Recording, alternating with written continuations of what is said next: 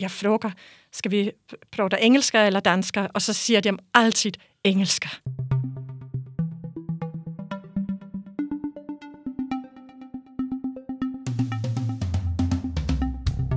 Välkommen till Språktidningens podd. Hade Alex Schulman rätt när han tyckte att svenskar och danskar borde använda engelska för att kommunicera istället för att försöka förstå varandra på svenska och danska? Och varför är det så många svenskar som upplever att danska är svårt? Finns det några knep som gör danskan lite lättare att förstå? I det här avsnittet av Språktidningens podd ska vi prata om förhållandet mellan danska och svenska och om den nordiska språkgemenskapen. Jag heter Anders Svensson och jag är chefredaktör för Språktidningen och jag är också ansvarig utgivare för den här podden. Dagens gäst är Lone Koltoft. Välkommen! Tack. Lone, du är då bland annat adjunkt i danska vid Lunds universitet och du är också aktuell med en bok som heter...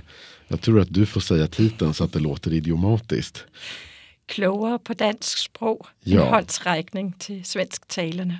Precis, och det betyder då ungefär lite bättre, eller vad betyder klok i det här sammanhanget? Jag tror är det smartare, bättre? Få lite mer kunskaper i dansk. Ja. Mm. Det här är ju då en bok som, men du tar bland annat upp danskans uttal, du tar upp lite grammatik, ganska mycket ord som är olika i svenskan och danskan. Och det här är ju riktat då mot en svensk publik. Vad fick dig att skriva den här boken? Ja, det beror nog först och främst på, att jag undervisar i danska, så jag ser de vanliga problemer i vardagen. Och så tänkte jag, var ett behov, inte bara för mina studenter, men också för pendlare eller folk som samarbetar med Danmark eller allmän intresse för dansk kultur och språk. Och jag tänkte vi skulle börja med för den här frågan om den nordiska språkgemenskapen och kanske i synnerhet här i Sverige. Och då man talar om att det är ganska många svenskar tycker att det är svårt att förstå danska. Ja, det här har vi diskuterat i omgångar i årtionden väldigt länge. Och kanske var det lite symboliskt då här i våras. Det var då Alex Schulman, han skrev i en krönika i DN. Han verkligen jublade då över att Jon Dahl Tomasson, den här dansken som då nyligen tillträtt som förbundskapten för det svenska herrlandslaget i fotboll. Att han valde att tala engelska till exempel på presskonferenser istället för att tala danska. Och han tyckte ju då själv att han kände sig mer bekväm på engelska och ville då därför inte tala någon slags danska som skulle vara lite anpassad för svenska öron. Äntligen tyckte ju Alex Schulman, äntligen var det någon som liksom satte punkt för den här föreställningen om att svenskar och danskar skulle förstå varandra på sina egna språk. Alltså, vad tänkte du när du läste den här krönikan? Jag tänker det är lite typiskt att vi skammar oss, alltså skäms över att vi inte är bättre på varandras språk. Och vi inte ska skamma oss.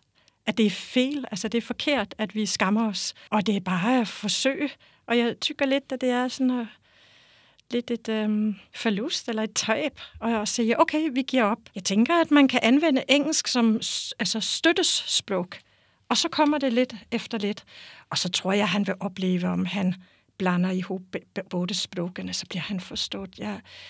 Jag upplever det också om jag lyssnar till dansk radio så kommer där ju svenskar in, forskare, journalister och andra och så anpassar de sig lite till danska och det går fint och folk förstår. Men lad os bare tale engelska också i början, och så kan vi byta till gränsspråkene, nabospråkene. Jon Dahl Tomasson då, borde en person i hans ställning, borde han vara lite mer av någon slags språkambassadör och jobba lite mer för den här nordiska språkgemenskapen?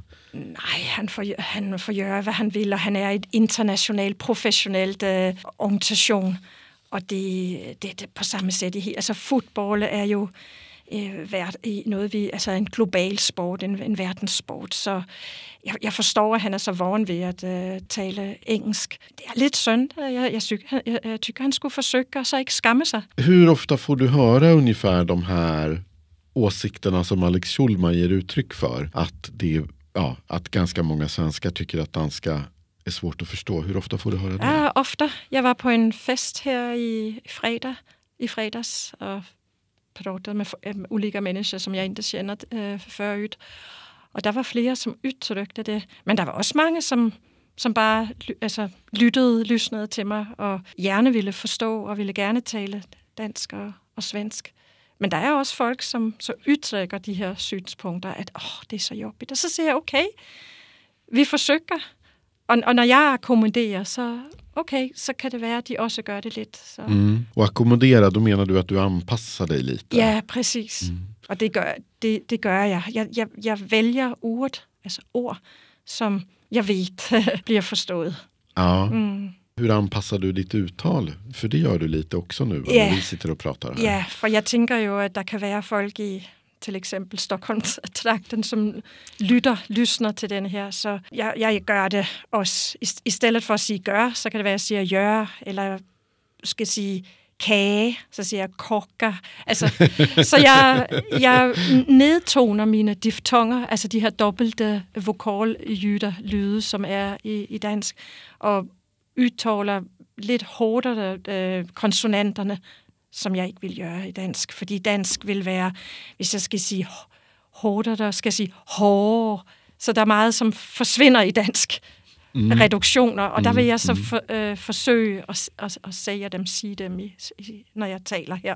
Som sagt, du är ju då verksam, du undervisar i danska i Lund på universitetet där. Och just nu så är du då på besök i Stockholm. Jag tänker, märker du skillnader i attityder till danska i olika delar av Sverige? Kan det till exempel vara så att skåningar är lite mer positiva och tycker att danska är lite enklare än vad människor i allmänhet brukar tycka här i Mälardalen? Ja, altså der er først og fremmest ved at tro, der er noget med alder. Altså om du er ung eller ældre eller gammel, altså hvilken attitude du har til dansk. Det er en ting, men der er også en forskel, skillnad mellem Skåne og til eksempel her. Jeg har plukket også læst i Uppsala, og i Uppsala er man også lidt mere, om jeg frågar nogen på væggen hit, spørger jeg på dansk, så vil folk typisk i Stockholm bare fortsætte med at gå. Men hvis jeg gør det i Lund, så vil de stoppe op og sige, kan jeg hjælpe dig? Og det er den der lidt, at man, der kommer en dansk, hvad gør vi nu? Så jeg tror, det er, at jeg oplever en forskel. Men det kan også være i Göteborg, eller jeg har tidligere været i Lapland, men der er man jo lidt mere vågen ved, at det kan være, at der kommer turister, om man er i Lapland til eksempel og vandrer. Så det beror lidt på, hvor man er. Men ofte er folk jo positive, men det kan også være, at de bare fortsætter med at gå. Har du förståelse för det här att ganska många svenskar tycker att danska är svårt? Eller är det egentligen bara mest en vanesak, det här med att borde vi bara anstränga oss lite mer? Jeg har stor forståelse for det. Det er det samme på den danske side. Selv mine venner, som har studeret dansk, der er flere, som har problemer med det svenske sprog. De kan læse, ikke? Vi kan læse hverandres sprog i romanen, men forstå, hvad der bliver sagt. Nej, jeg forstår, at problemerne er større. Og det er klart, at det kan være en vane, men opnår vi den? Skal vi rejse dit? Der er så meget, vi skal lære os, ikke? Og mange af os er også tvosprogige, engelsk, dansk, eller det kan være, at man har flere sprog, tyrkisk, arabisk og andre sprog. Så vi er også i et mangfoldigt samhælle med mange sprog. Først jeg oplever, altså der er jo mange, som på tværs af sundet faktisk har familie. Altså om man er til eksempel har svensk-tyrkisk baggrund, så kan det være, at man har nogen, som har dansk-tyrkisk baggrund i København. Og der kan være stor forståelse, fordi så møder man faktisk på svensker og dansker, når man træffer hverandre, ikke altid på tyrkisker. Så det er jo, der kan jo være en interesse, fast vi har mangfoldige sprog. Är det också ungefär motsvarande förhållande att till exempel danskar ofta tycker att sydsvenska dialekter är lättare att förstå än svenska som talas lite längre upp i landet? Altså det er lidt sjovt, det er lidt roligt faktisk, fordi danskere, om du frågar dem, så siger de, det er meget lettere, mycket lettere at forstå folk fra nord og ød, altså nord og Sverige. Vi forstår ikke, hvad de siger i Trelleborg eller Malmø eller Helsingborg. Vi forstår ingenting. Men om de så hører folk fra Stockholm, Sundsvall eller noget andet, så siger de, det er lettere at forstå.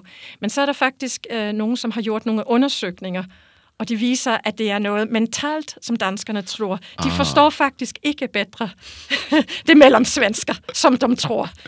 Men det er noget med en känsla, som åbenbart gør, at de ligesom skal anstrenge sig. Og det skal jeg også. Altså jeg kommer ihåg nogle af de første gange, jeg åkte bus i Malmø. Jeg forstod ikke, hvad der blev sagt. Altså, det var et svensker, som jeg ikke forstod, for jeg har jo lært svensk i Uppsala. Og så kom ned til... Det er lidt lettere i Lund, fordi de har jo lidt det her, et lidt andet udtal end i Malmø. Så. Men der er jo også i Lund, der er jo også folk fra hele landet.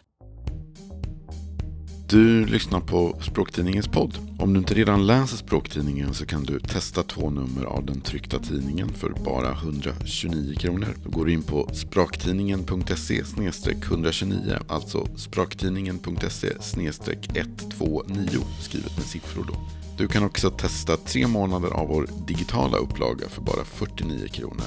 Då går du in på spraktidningen.se/podd49, alltså spraktidningen.se/podd49. Nu fortsätter poddavsnittet. Vi skulle ju prata lite också om den här nordiska språkgemenskapen, för jag vet att det är inte bara svenskar som då numera i ganska stor utsträckning tycker att danska kan vara lite svårt. För nyligen så besökte Islands nyvalda president Halla Tómasdóttir Danmark och så träffade de bland annat kungafamiljen. Och det här är ju en tradition att om man är nyvald president på Island, då vet man att en av de första utlandsresorna går alltid till Danmark. Hon blev historisk då för att hon i det här, på någon middag med kungafamiljen och andra, så utöver då några artighetsfraser på danska och någon gammal text på isländska som hon reciterade, så höll hon sitt anförande, sitt tal på den här middagen på engelska. Och tidigare isländska presidenter, de har alltid bemödat sig om att tala danska. För man läser ju på Island fortfarande, man läser ju danska i skolan i flera år. Vad kan det här bero på? Altså, jeg tror, det er globaliseringen, som gør, at islændingene vil engelska. Og det forstår jeg bra. Jeg har været i Island i 5 gånger. Og jeg börjar där inte bara att tala på danska. Jag frågar, ska vi prata engelska eller danska? Och så säger de alltid engelska. Så det är så det är, att det är en förändring. Och jag tror, de har det liksom, alltså sådan som de har det med danskar, som har många danskar det med tyskar. Fast tysk är så mycket lättare för danskar än engelska. Men det tror danskarna inte själv. Om de inte bor i södra Jylland eller på västkusten, hvor de hör tysker hele tiden. Så jeg tror bare, det er den udvikling, der er. Vi er ærlige, og vi tror, at det engelske forstår vi bedre end andre sprog. Så det forstår jeg godt. Præsidenten gør sådan. Jag vet också att du under en tid bodde på Färöarna. Ja, jag hade ett sommarkurs på Färöarna. Precis, och så där talar ju så gott som alla, så talar man ju danska utöver färöiska då. Och jag har varit en hel del på Färöarna, och så när jag har talat med andra svenskar som också varit där, så tycker de alltid att den danskan som man möter på Färöarna är ofta mycket enklare att förstå än den man möter till exempel i Köpenhamn. Hur kan det komma sig? Altså jeg tænker, at altså, der kan være flere skäl, men den ene er, at deres sprog er jo gatudansker. Og det er jo mere sådan skandinavisk, end det er det, som vi andre vil sige er dansker. Så det er jo gammeldansk. Og det der gatudansker, det er jo lettere at forstå, vil jeg tro, for en svensk. Men om du taler med nogle af de unge, som rejser til Danmark, så taler de dansk. Præcis. Og de vil, altså de stræber efter at gøre det. Så det er, jeg kender det lidt, fordi jeg har en datter, som spiller meget badminton. Og der kommer spillere også fra Færøerne. Og de unge, de taler dansk. Og så dem, der er lidt ældre, om der er en farmor eller en mormor, er det så gatudansk. Men jeg tror også, når de hører, at du taler svensk, så slår de over i den her gatudansk, så de hjælper dig. Og det er jo mycket positivt, at de har den der lidt mere internordiske følelseskänsla, end hvad vi har. Både svenskar och danskar är ju i allmänhet ganska duktiga på engelska. Det är ett språk som ganska många behärskar ganska väl. Men om jag till exempel skulle flytta till Danmark, befinna mig i Danmark en längre tid och inte skulle bry mig om att försöka lära mig danska, utan jag skulle hålla mig till att nu talar vi engelska. Vad skulle jag gå miste om? Jag tror, du vil gå miste af mycket. Altså, om du jobber i Novo Nordisk eller Microsoft, kanske det går. Men om du vil have et fritidsliv, om du vil kanskje også have lidt magt på din arbejdsplads. Jeg vil have nogle venner, kollegaer, så tror jeg, at du mister ganske meget. Og det er også det, som undersøgninger viser, at det er i det sociale felt, at du topper bort noget, om du ikke taler grænsprog. Eller i alle fald akkommoderer, anpasser dit sprog. Så det vil jeg tykke var sundt. Jeg tror, du kommer til at ikke at opleve Danmark som Danmark. Om vi går över till din bok då, så tänker jag att där tar du ju som sagt, du tar bland annat upp en del grundläggande drag i det danska uttalet, ofta då sånt som just svenska kanske har lite svårt med eller som man tycker verkar lite främmande. Vi pratade ju här till exempel om hur du uttalade kaka på danska. Alltså om du skulle nämna några saker som, vad ska man säga, som en svensk kan vara lite förberedd på eller som man kan tänka på när man försöker förstå danska lite. Vad skulle det vara? Är det här kaka-uttalet? Är det en sån där man ska... Altså jeg tror, det første man lige kan tænke på er, altså dansk er et meget vokalisk sprog. Så der kommer en masse vokallyde, som man ikke er forberedt på. Der tænker man jo på svensker, så vil nogle af de her diftong- og dobbeltvokallyde, det vil jo være en vokal og en konsonant, som er hårdt. Så om der er nogle af de der, altså at man tænker lidt på det, at det kan være lidt mjukere sprog, så kan det være, at der vil være nogle ting, man griber. Men det er jo også i konsonanterne, ikke? Altså til eksempel, man kan blive lidt overrasket over det, vi kalder det bløde D, det mjuka D, som er ikke helt sådan som det islandske, men det er den der lidt mere som på engelsk i this og that. Og så kan man jo også træne den, altså gata, gade, eller hade, eller blade. Det er ligesom at blive lidt vågen ved de der bløde D'er.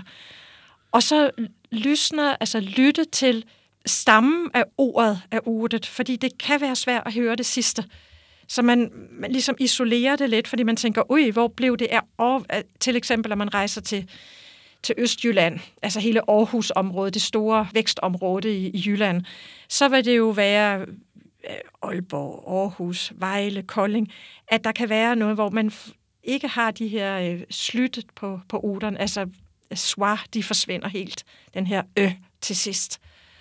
Og det vil sige, har man hørt det første af ordet, så kan det være, at man tænker, okay, det kan være, der bliver sagt. Så det der med at lysne lidt i stammen. Jeg tror ikke, jeg vil tale om stødet, men vi har jo glottal stop i dansker. Ja. Og det er jo, har man ikke i svensk. Og det har vi, der hvor svenskerne undrer sig lidt, det er, når vi har den her lange vokal, så kan vi have et stød på, særligt om det er sådan et enstavigt ord. Altså, sol. Det er ligesom, at man hikker lidt. Altså, man har drukket, når man behøver lidt vatten, så sådan det der hik. Og det kan også være lidt, og det kan jo være i stedet for en stavelse, så hører man det ikke, men hvis i stedet for at sige sol, eller har en melodi, så en satsmelodi, så siger man bare sol, eller gryn, grød, havregrøt, grynsgrøt, altså havregrød, så den så der er både, nogle gange kan der være stødt og et blødt D, så der kan være ting at være opmærksom på. En sak som jag tror man också ofta hör att svenskar tenderar att tycka är svårt, det är ju danskans siffror. Ja, här för något tag sedan, det var nog senaste gången jag var i Köpenhamn och så checkade jag in på ett hotell och så kände jag mig lite duktig för jag tänker det här sköter vi ju på skandinaviska så att säga, svenska och danska. Och den här som receptionisten, han var väl van tror jag för att det här fungerade alldeles utmärkt fram till han skulle säga rumsnumret som dessutom var väldigt högt, det var någonting på 1000, någonting sånt där. Så medvetet frågade han så här, men ska jag ta numret på engelska? Nej, liksom, kör på danska tyckte jag. Det är klart vi ska ta det. Och så han var ju uppenbart medveten om att just siffror verkar vara svårt för svenskar. Så kommer jag ihåg att han sa det där rumsnumret och jag nickade fast jag förstod ju egentligen inte. Och tack och lov så stod ju rumsnumret på den här lilla och sen var man fick det där nyckelkortet i som ett litet kuvert eller ett litet omslag. Och hade de inte stått där då hade jag fått fråga vad var det där för nummer egentligen? Vad var det för siffra? Så att om vi skulle gå igenom de danska 10-talssiffrorna, tänker jag. Finns det något knep för att man ska lära sig de här räkneorden? Altså, der findes ikke så mange knep. Altså, en gammel professor, vi har på nordiska, Ulf Telemann, han lever heldigvis fortfarande, han siger jo, det er bare at lære sig. Man må lære det. Men jeg kan godt forklare, hvorfor det hedder det. Og jeg kan også give et knep. Altså, om det er til eksempel, om vi har 50, 50, og vi har 70, 70, altså de der halver, 90, 90, så er de, kan man sige, det første ciffer er ujævnt. Så hedder det noget med halver. Ja. Men ellers så er det jo faktisk et gammelt talsystem, så det er derfor, det hedder til eksempel 50, 50. Det er jo halv 3, det vil sige, hold fast, det gamle halv 3, det er 2,5 gange 20, fordi vi sagde 50'ens 20. 50'ens 20. 80'ens 20. Altså for eksempel 80, altså 80, det er 4 gange psyko. Så man kan tænke, at vi har det der psykotalssystem, som i fransker. Og så tæller vi regner på tysker, så vi siger 75, så siger vi 75. Så det er det der med, så det er lidt en kombination af at tænke på fransk og på tysk og på dansk. Men jeg er hemsklæst, jeg beklager, men der er kun én vej, og det er at lære de förbandede tal, de förbandede cifre. Ja. När danskar så i allmänhet lär sig främmande språk, är det svårt att lära sig räkna då, när man är van vid det här sättet som man har? Nej, det har jeg ikke hørt sproglærer berette om. Man säger inte att det är svårt att lära sig att räkna på det engelska till exempel. Og de synes jo, det er danskere, det er jo, synes jo selv, at deres talsystem er meget ulogisk. Der er mange danskere, som ikke ved, hvorfor... Ja, når de træffer en svensk eller norsk. Hvor er det logisk, at I siger 40 og 50. Det burde vi også sige på dansk. Fordi vi har det här gamla räknesystem. Ja, det finns ju också, även om förstås, som du var inne på här, att om man läser jag tror att det är få svenskar som skulle ha problem med att läsa en tidningsartikel på danska, för det är så stora delar av ordförrådet som vi har gemensamt, och det är inte, i skrift så är det ganska små skillnader mellan hur de här gemensamma orden ser ut. Men det finns ju också en hel del av det som ofta kallas för falska vänner. Ord som ser ut att betyda en sak, men som har kanske en liten annan nyans eller en annan betydelse i ett närbesläktat språk. Vad finns det för typiska sådana här falska vänner som svenskar borde vara medvetna om? Ja, jeg kan komme ihåg, da jeg kom til Lund, at så havde jeg problemer med en lampe. Og så kom der kom jo så en person ind, som skulle hjælpe mig, en medarbejder, som skulle hjælpe mig. Jeg sagde, jeg har behov for en pære, og han kiggede på mig, en pære, og sagde, pæren. Og frugt, det har jeg ikke. Nej, elpære, altså en glødlamper på svensker. Så vi har jo nogle af de her, hvor vi har en pære, og en pæren kan være en frugt, men det kan også på dansk være en elpære, altså en glødlamper. Og de der falske venner, dem har vi mange af, og vi kender jo også de her rolig, som er lungt på svensk, men sjov. Men det som du siger det her med, at man kan læse en bog, men for mine studenter, når de læser den første danske skønlitterære bog, er det jättestort for dem faktisk. For vi börjar kanskje med et lille eventyr, en lille sorger, og så næste gang er det en roman. Men det er stort for dem. 1, de læser ikke romaner på svensk, mange af dem. 2, den er på dansk, men så oplever de hen ad vejen, at det her, det gik jo bra. Men vi har jo de her ord, som, altså, vi har de gode venner, som er de nordiske og norrøne venner, men så har vi også de falske venner, og så har vi jo også dem, som de der venner, man ikke har lyst til at invitere på en fest. Og det er dem, som er helt anderledes. Altså til eksempel beteende, som er på dansk adfærd. Vi har, og dem har vi flere af. Faglært, som er bilderte håndværkere, altså til eksempel tømrere, og vi har altså en gruppe af dem, som gør det lidt svært, gør det lidt jobbigt, når de optræder i en tekst. Så alle de der praktiske, vanlige ord, vi har fra nordiske, ikke? Altså fra norrønt, det er jo fint, men så snart vi går over i nogle emnesområder, så bliver det lidt sværere. Så jeg oplevede med tiden, at ordforråd er også centralt. Det er udtalen, men det er også ordforråd. Jeg vil sige, kan du 100 danske ord, der det blå, kan du 500, så er det endnu bedre. Og det tager lidt tid at få den der ordbank ind på ryggraden. Som sagt, du har ju varit lärare, universitetslärare i danska i Lund i många år. Hur är intresset för att studera danska? Altså, jeg forstår det ikke, men den er meget stor. altså, vi har tyret, vi er så heldige, at vi har ofte stor søgning på vores kurser. Det er klart, det er mest på grundkurserne, de 4 første kurser. Men så har vi færre, om du vil læse en svensk kandidat i dansker. Fordi så bliver det deltidsstudier. Men vi bliver ofte meget overrasket eller forbavset, forvånet over, hvor mange der søger dansk. Og det er sjovt. Det er roligt. Vad är det för typ av människor som kommer till de här kurserna? Ja, altså jeg tror, det er sådan mest 3 typer. Der er sikkert flere, men der er en lille gruppe, som har familie, slægt, venner. Og det er kanskje en mor eller pappa, som har talt dansk i deres liv, men de behersker det ikke selv. Og så får de lyst til det, eller de har en mormor eller farmor i Danmark. Så er der en gruppe, som vil arbejde, jobbe, studere der. Og den er stor i det her område, fordi du kan jo, just nu har jeg en ingeniør, jeg har en sygeplejerske, en sjuksköterska, en der er, de kalder arbejdsterapeut, ergoterapeut, og de kan jo få job altså på både sider. Så de tænker jo arbejdsmarkedet som en stor gruppe. Og så har vi nogle ældre, som begynder at læse igen. Det kan være, at man omskoler sig. Man tænker, at det her kan give nogle muligheder i forhold til samarbejde i Danmark. Måske man arbejder i en virksomhed, som har et samarbejde med Danmark eller i de nordiske lande, og der er det vigtigt, at man behersker lidt det danske. Så det er en meget, jeg vil ikke sige disharmonisk, men ikke, altså en meget bred gruppe, for de lærer også meget af hinanden, af hverandre ved at være sammen. Om du fick önska, vad skulle vi göra då för att liksom, i största allmänhet bli lite bättre på att förstå varandra? Jeg vil ønske, at det fyldte lidt mere i skolen. Altså der hvor der er mest grænspråk er faktisk i Danmark i grundskolen, men ikke i gymnasiet.